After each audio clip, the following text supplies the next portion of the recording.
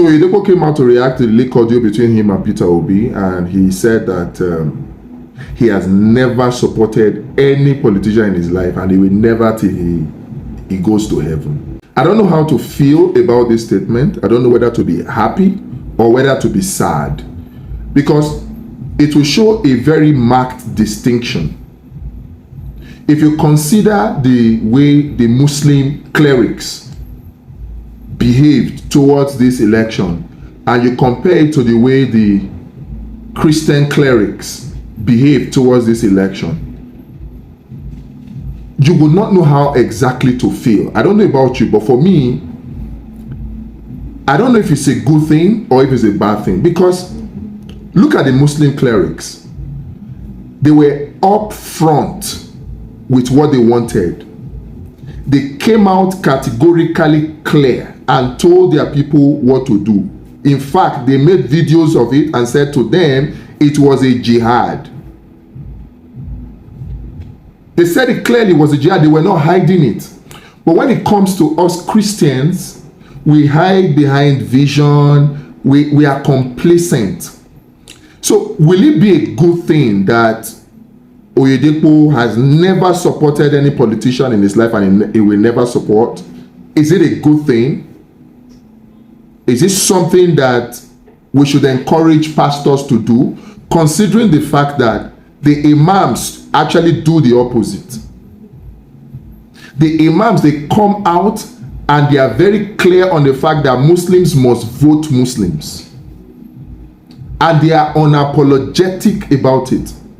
You saw this video where the imams, all the Muslim associations, their leaders met in Kano. And in fact, recently, there's another one where a Muslim cleric in Lagos was actually saying that people who did not support Tinubu should leave Nigeria, and if they did not leave, they will pursue them. The Muslim clerics are categorical about the way they went about the 2023 election in Nigeria. Why are the Christians complacent? Why will a David Oyedepo think that it was okay to say that he has never supported a politician and he will never support a politician till he goes to heaven? Is it a good thing, considering the fact that politicians actually decide what happens to the members of the church?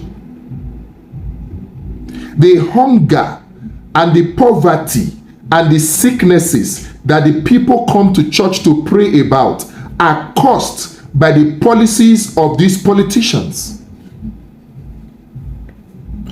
If the politicians, if we get it right with these politicians, what it will mean is that 90% of the prayers of the members of the Living Faith Church, and in fact 90% of the prayers of all Christians in Nigeria, will be answered if we got it right with politicians. So what is so wrong with supporting a politician that you know will do right? What is wrong with it? What is wrong with coming out to make demands of politicians and say, look, Mr. Politician, the policies of government are affecting my people. This is what I think you should do. Are you going to do it? Yes. If you are going to do it, then I support you. What is so wrong with it? That Christian pastors and clerics will now come and be dancing around the issue. Hiding behind prophecies. God showed me. God showed me. At the end of the day, we didn't see what many of them said God showed them. Now the one that is reigning is, God showed me a vision. The inauguration will not take place. Tinubu will not be sworn in. He will be arrested. There will be interim government and all that. I'm waiting for it to come to pass. But if it does not come to pass, because that's the only prophecy now that has not come to pass. In fact, the first part of the prophecy is that the elections of 2023 will be peaceful. And of course, that was a lie, because the election were in no way peaceful. Why are Christian clerics hiding behind prophecies? The Bible in order to do what is not right in the name and pretend that it is right. Is that not cowardice? Because the Muslim clerics, whatever they do it with their full chest. They do it unapologetically. In the mosque, they preach it. They explain it. You'll be amazed. There are Muslim mechanics, Muslim panel beaters that did not go to school, but they will tell you the history of how Peter Obi did not do anything while he was governor of Anambra State. Not because they went online to go and do any research, not because they read any blog, but because that's what their imams told them in the mosque. That's all. But when it comes to us Christians, we are shy. We hide behind, oh, I'm anointed, and then we fail to do the right thing. I do not think as a person that Papa Oyedepo coming out to say that he has never supported any politician and he will not support any politician until he goes to heaven. I don't think it's the right thing to say. Considering the fact that the politicians are the ones making life difficult for the members of your church. Papa, sir, you are my papa, but on this one, I disagree with you. I disagree with you. I think we should not allow these greedy politicians to use Islam to continue to impoverish Nigerians, because they are just playing the Turkey card for us. They are playing the Constantinople card. They are playing the Sophia card for us. That's what they're doing. It's not like they are real Muslims. If you ask me, I don't think neither Islam nor Christianity won in this election. They both lost. Both Islam and Christianity, they both lost to corruption, because the candidates that were represented by both of these two religions are candidates that stand against the tenet of Islam and the tenet of Christianity. Look at the Tinubu. Would you honestly say that a Tinubu is a Muslim for real, for real? If there's a religion that stands against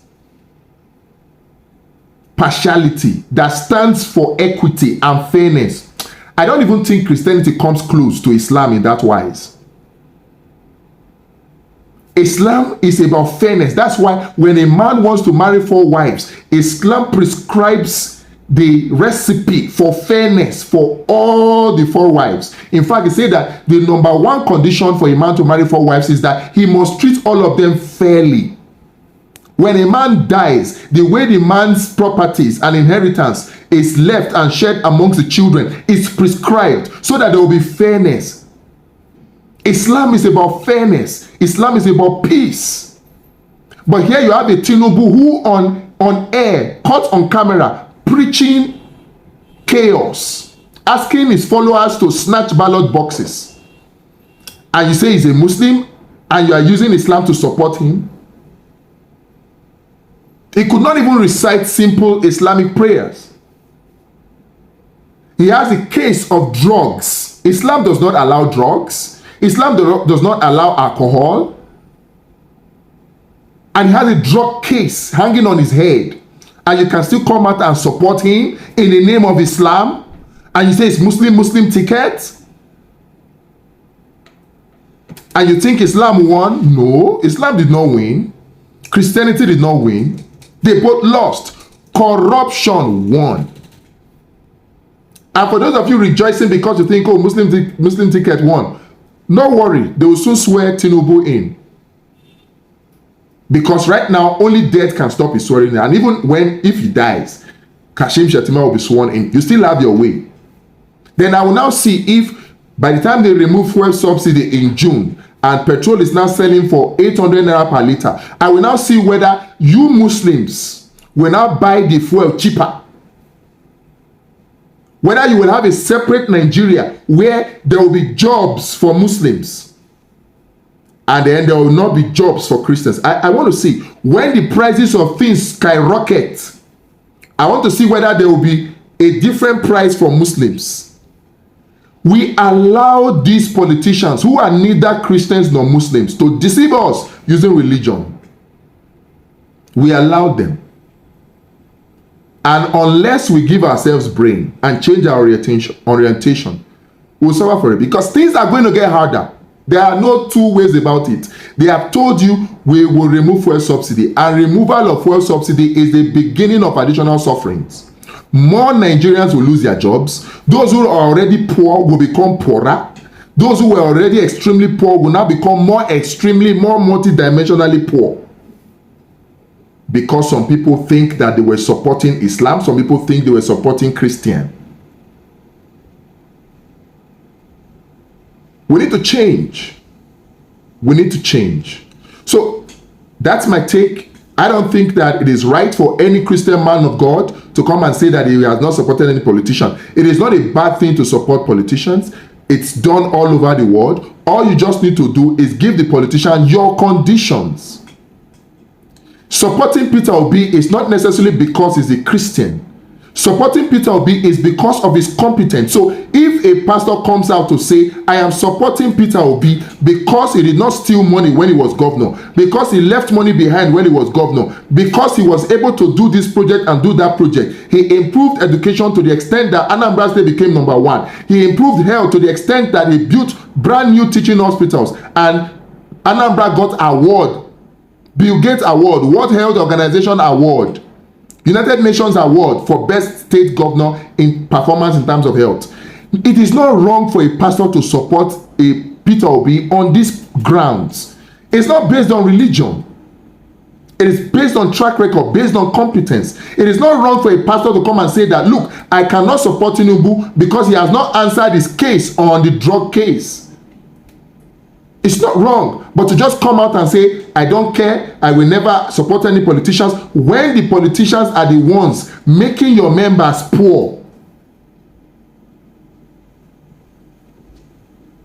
I don't think it's the right thing. Because no matter the prayer we pray, prayer cannot make anybody rich. Because even you that is making the prayer, you have called for several prayers for Nigeria, which I have seen. Those prayers that you called for Nigeria, how far with them? We have been praying for the past 40 years now. Poverty has increased in the past 40 years. Unemployment has increased in the past 40 years that we have started praying. So what are we doing? What?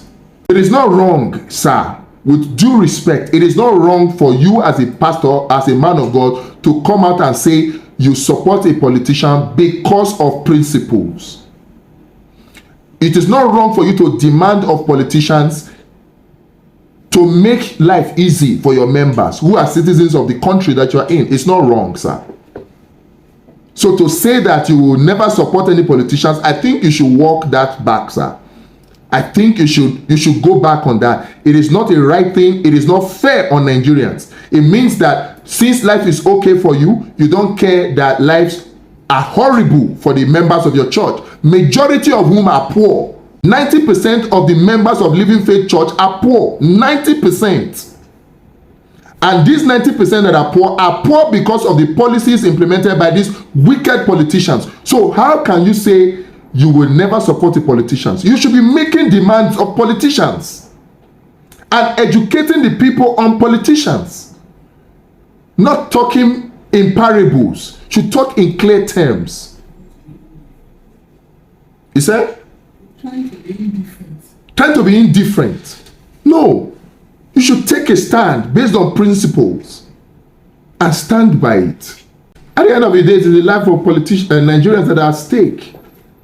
So please, sir, it will be important for you to correct that statement so that other pastors do not follow suit and then leave Nigerians without help and without guidance. You are our shepherd. We look up to you. Information that we don't have, you have. It is your responsibility to share those information with us so that we can make informed decisions. To say that you will not support a politician, you have never supported a politician, and you will never support a politician till you go to heaven, I don't think it is fair on Nigerians. I don't think it is what Nigeria needs. I don't think it makes you any more spiritual than you are. In fact, if anything, it makes you insensitive to the needs of your people. So if you can, please, sir, walk it back. God bless you, sir. I remain your son,